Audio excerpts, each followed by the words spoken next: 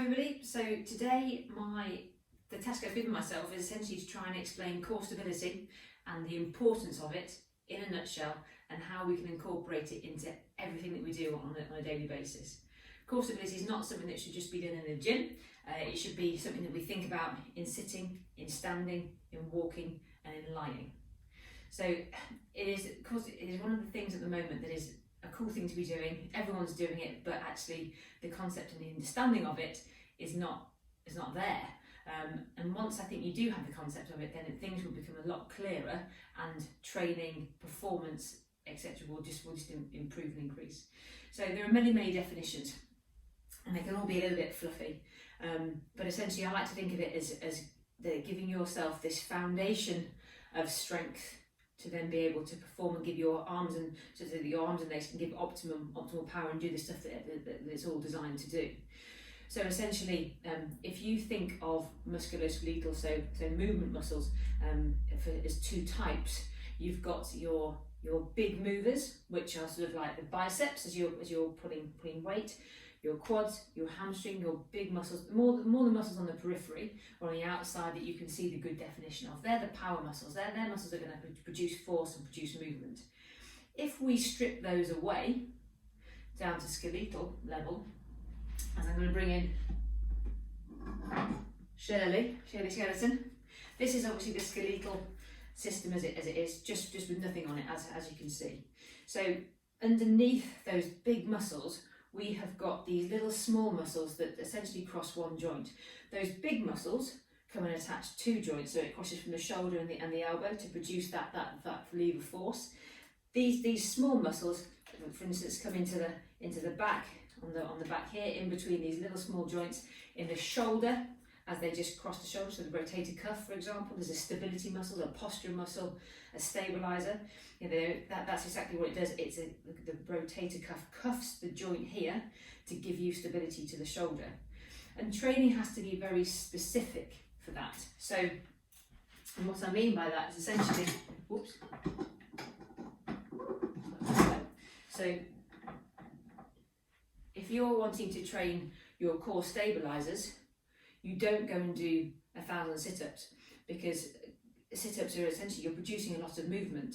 Stability and still stabilizer or postural muscles, you want to have an engagement or a working muscle, but you're not necessarily producing any movement, and that's the difference.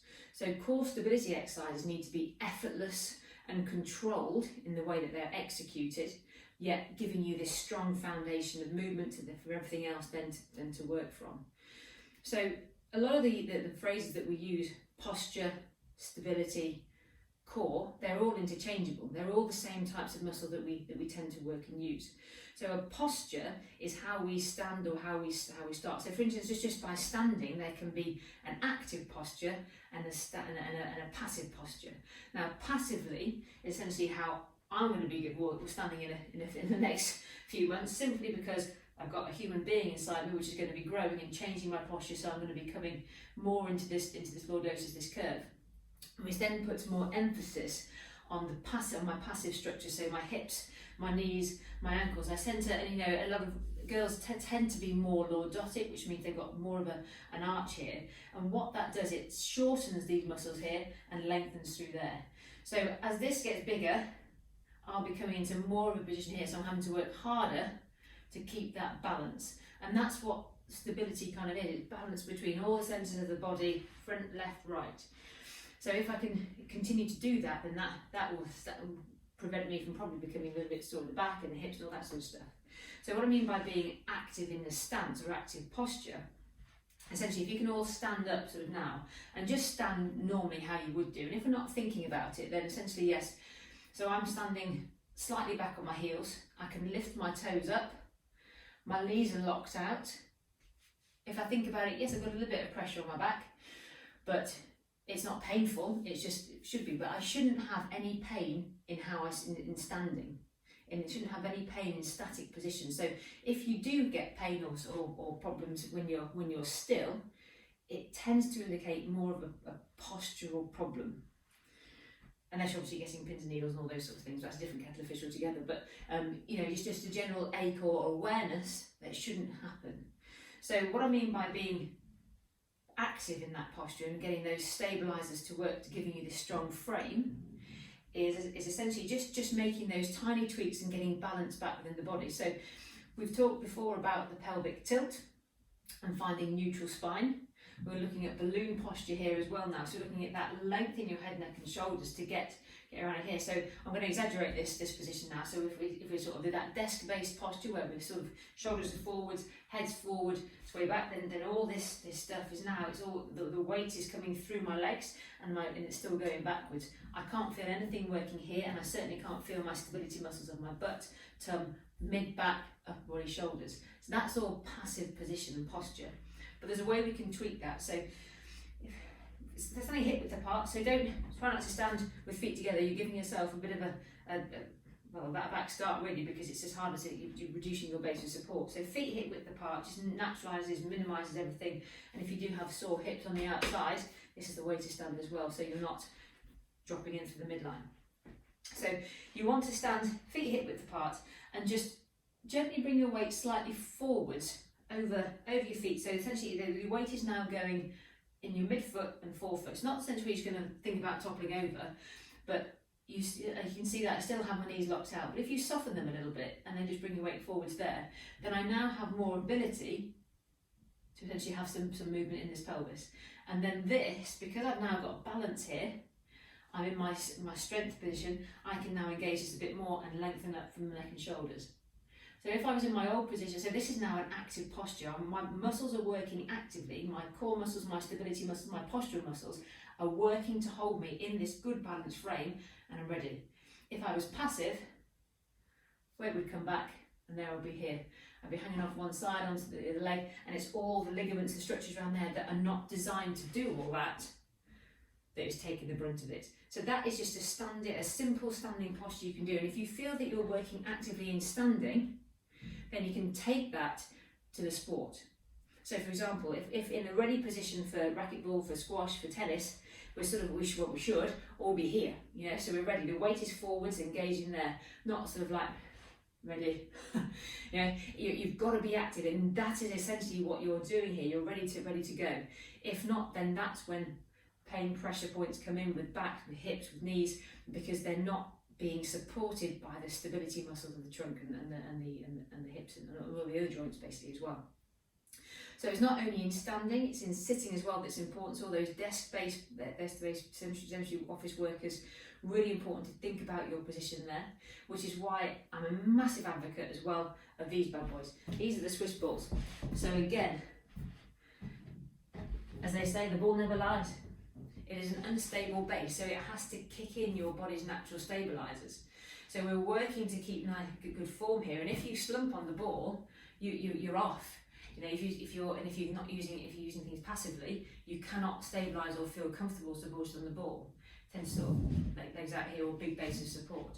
So being nice and tall, thinking of that balloon posture and keeping this position. You don't have to use a Swiss ball, you can use any chair, but just being in this nice, and the sort of the 90-degree rule really for work-based stations and for sitting. I'm not saying at night time you can't have just chill out and a slump, but if you're sustaining positions like this for a long period, then you want to be active in that stance, because the way you do things now will actually have a huge difference to how you train.